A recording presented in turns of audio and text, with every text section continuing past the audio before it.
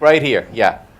So we've been going out to people, trying to tell millions of people that we need to drive out this regime before it becomes too late. And something I've learned along the way is that the urgency of this comes from two windows that we're facing that are closing. The one window being, the reality of fascism and how it operates is moving fast to silence and eliminate the opposition, with the way Trump tweeted against flag burning, and then the way that inspired these state laws, allowing cars to run down protesters, and now attacking and intimidating people in the NFL who take a knee, and now, the introduction of COINTELPRO 2.0. And then on the other side, the other window that you have is the normalization. That seems like it's growing so much worse every day, especially around the genocide we're facing of North Korea. I was just talking with someone the other night who was just so enraged, and she felt hopeless because one of the top 5 articles on the Huffington Post website that day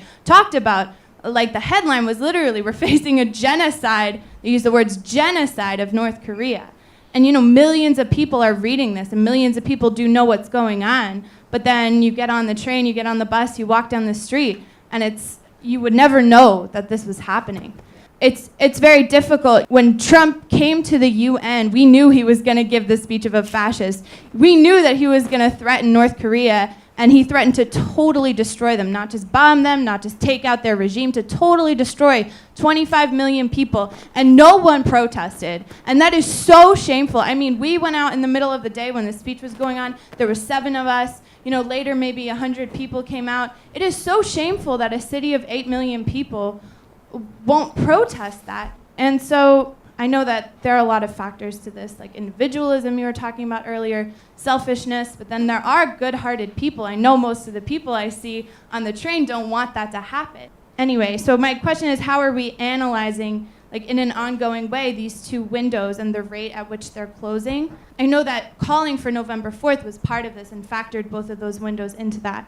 But I was really struck by the Reichstag fire example that you gave earlier, because that you said something about it that I hadn't known before. I didn't know that the extent to which people didn't realize that the Reichstag fire was the Reichstag fire, essentially. That people then, when the communists, some of them were acquitted for this, they thought, oh, the separation of powers, the checks and balances are working. And that is so the dynamic you see here right now, that the Muslim ban is in effect right now. And people are making excuses. People are saying the courts will save us. People are saying special investigators, Congress. So yeah, we say millions of people feel the way we do, but if they don't act, does that matter? We say we still have time, but how do we know that we still have time? How do we know how much time we have left? And how will we know if these windows are fully closed? And what will we do if they do close?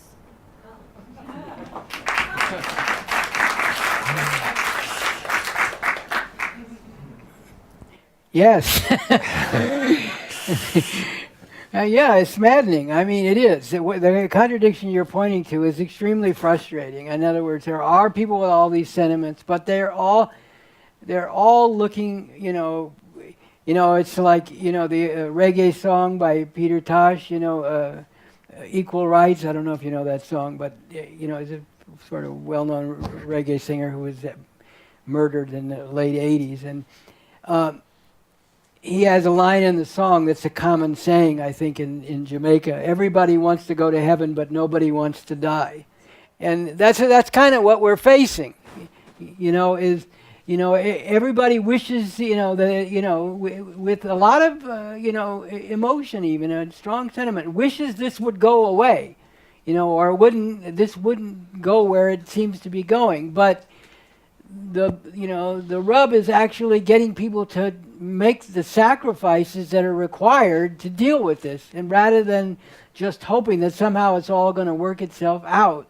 And that I share your sense, of frustration. It's very real, and I don't think there's a magic solution to that. I will speak to the two windows in a minute, but I do think that again we have to struggle with people that this is not going to get better.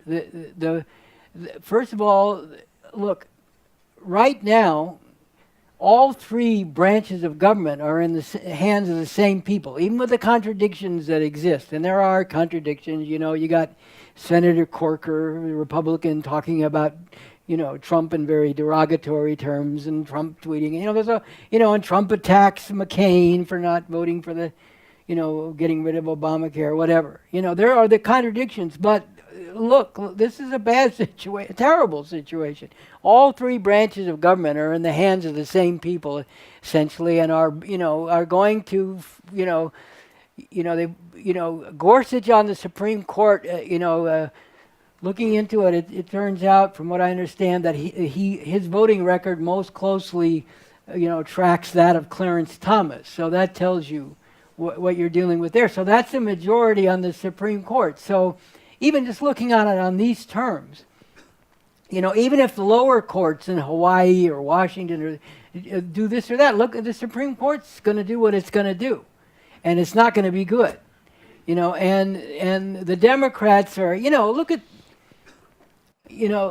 this thing with, Nancy Pelosi and what's the Schumer, Nancy Pelosi and fuck Schumer are in there, toadying up to Trump, oh, Trump likes me, all this kind of, you think those people are going to solve this problem? They're going to prevent the horrors from continuing and getting much worse, or you think somehow, and it's all these illusions. Like I saw a clip from the Michael Moore show on Broadway, and one of the people who was up on the stage with him was saying, well, these politicians, they're going to have to come around and do the right thing because they want to get elected. See, this is exactly the kind of logic that has been so deadly. The politicians, first of all, the way things are set up, these Republican politicians are pretty inoculated from not getting reelected anyway, unless it's some even more, lunatic right-winger who challenges them in the primary. So, you're even on that level, you're not gonna, they're not worried. They're not worried about how people who come to a Michael Moore show on Broadway are not going to vote for them.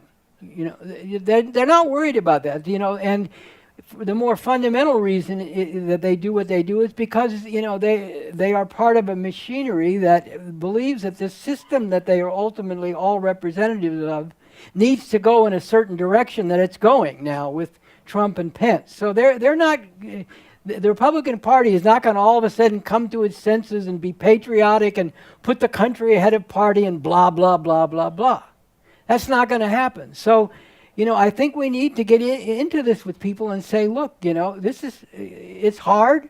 I mean, I would be willing to bet that the two of you sitting next to each other have uprooted your lives to some significant degree to be part of this, and others here too, because why? Because of what you recognize that we're talking about, because you recognize, what the stakes are, to put it simply. And we have to struggle with other people that they have to do the same.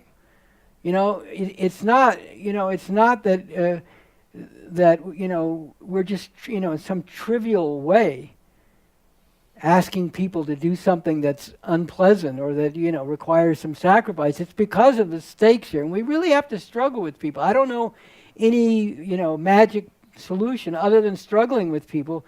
First of all, we really do have to get out the word. Here's one thing. If people just feel like, okay, you've got good arguments, but you're just one person and there's just a few people, I agree with you. It is an absolute disgrace that when Trump gave that speech, there should have been massive demonstrations all over the country. I mean, look, I don't want to, we were so great back in the good old days. No, people did things because they recognized what was happening, what needed to be done. And as I pointed out, a lot of the people who were very good back in the good old days are not so good now.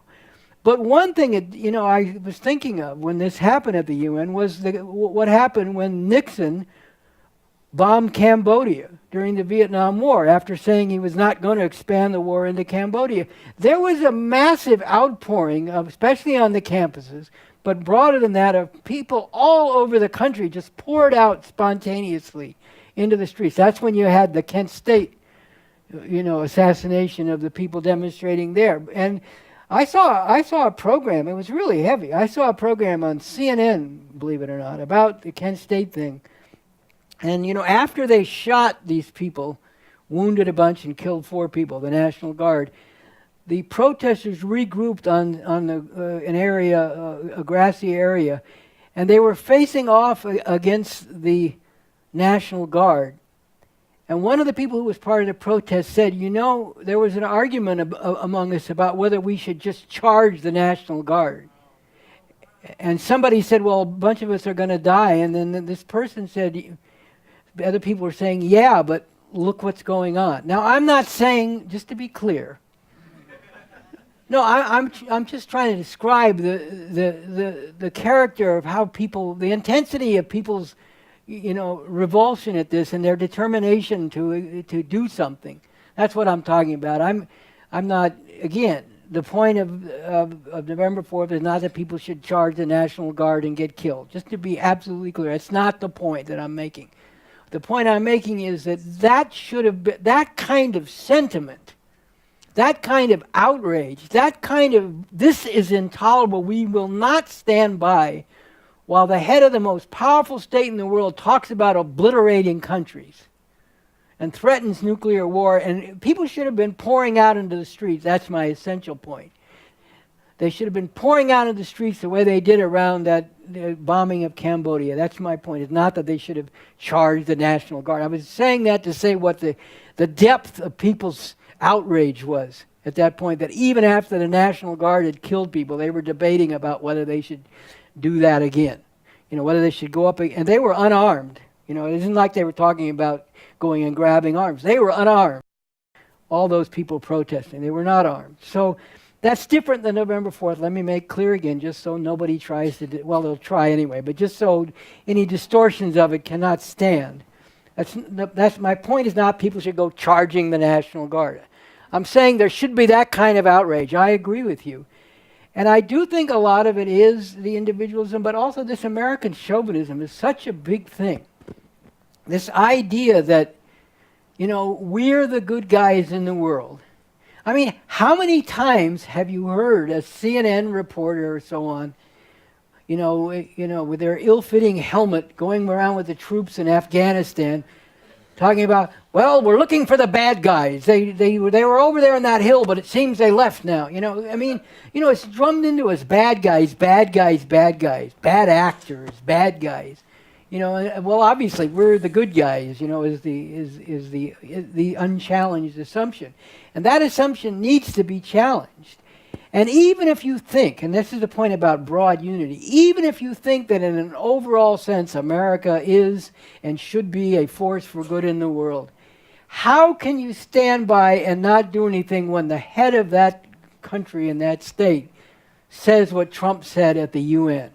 And I think this is a kind of broad unity that needs to be built. We need to struggle with people about this American chauvinism. But even if you've got in your head the idea that America's the greatest country in the world, and really this is an abomination because it goes against everything this country stands for, which it doesn't. But even if that's what you think, you should be outraged and you should be in the street. So I agree with you.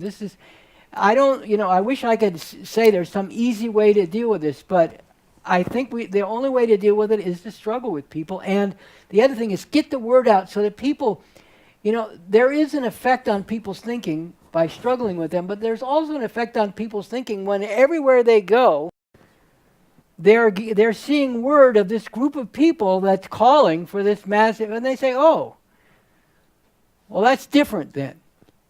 When I was just arguing with you, well, who are you? You might be a nice person, but what are you going to do? But if they get the sense that there is actually a movement here, then it's reaching broadly, and everywhere they go, they're encountering at least the word of this, then that changes people's thinking too. Because a lot of people don't act because they don't want to be the only one to act. And then you get into to the vicious cycle where people don't act because they don't want to be the one to act, and a million people don't act because they don't want to be the first one to act. So they have to know about what Refuse Fascism is doing. I get back to that point. Now, quickly on the Windows point, because I know other people want to ask questions. I agree with you. There these windows are closing. I mean, it's not that. That's the limitation of the analogy I gave about the Vietnam War. It's that was different. Now, you don't have years and years and years. Maybe you don't even have months and months and months and months to do something about this before it becomes incredibly more difficult to do anything. And the normal channels are not going to solve the problem, and it could become. I mean, it's like what you were saying. There are all these horrific laws that are being proposed, and some are being passed that are extremely repressive, and in all these state legislatures. And this is a weird country where the laws are not federal laws. I mean, there are federal laws, but most of the laws are state laws. It's the whole way the country developed. So, different states have different laws. But there are all these states that are passing under the radar, quote unquote, being passed under the radar that are highly repressive and are aimed at preventing people from actually protesting and demonstrating against anything significant. And people don't know about that, which they should. But we do. This window is closing. And I think that's something people have to be told very bluntly, too. We shouldn't just understand the window ourselves. We should let other people know that, because it's real. It's not a hype. Well, this is a good gimmick to get people. We'll scare people into doing it by telling them the window's closing. No, it's actually objectively closing, and other people need to know that too. We need to understand it, but other people who think that, things will work out somehow need to understand what's actually happening, because that is the reality. And the normalization, I talked about that somewhat, and I agree with you again. That is happening. That is very bad.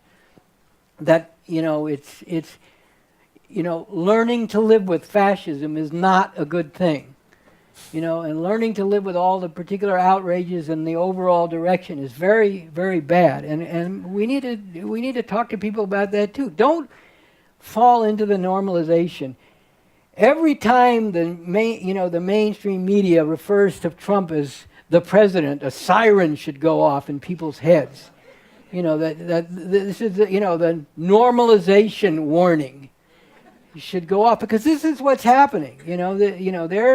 They're conditioning people, somewhat subtly or whatever you want to say, that to accept this, and to hope that Democrats will get elected and somehow they'll do something they've never done before or whatever.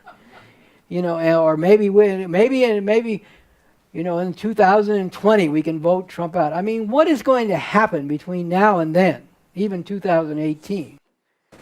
So I just think that as we know about these windows and need to act with the commensurate urgency, other people need to know about it too. I think people need to understand that, and I go back to the word and the sense of a movement out here, and the word about really needs to be out there very broadly in society, because that creates more favorable conditions for people to seriously consider, and weigh stepping out of their comfort zone, because they feel that they're doing it with many other people. So that's about what I can say about that. I wish there were something I could say that would make this easier, but we're just going to have to fight through it.